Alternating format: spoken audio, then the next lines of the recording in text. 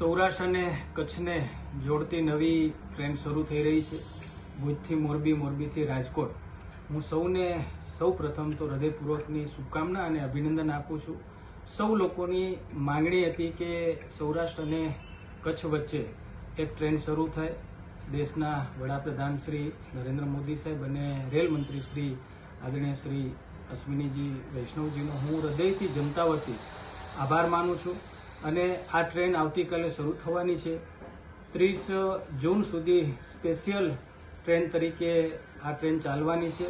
ત્યારે સૌ જનતાને લોકોને પણ મારી વિનંતી છે કે આપણે આ સેવાનો લાભ વધારેમાં વધારે લઈએ અને આગામી દિવસોએ પણ આ ટ્રેન જે છે કે સતત કાર્યરત રહે એવી આપણે સરકાર પાસે રજૂઆત કરશું.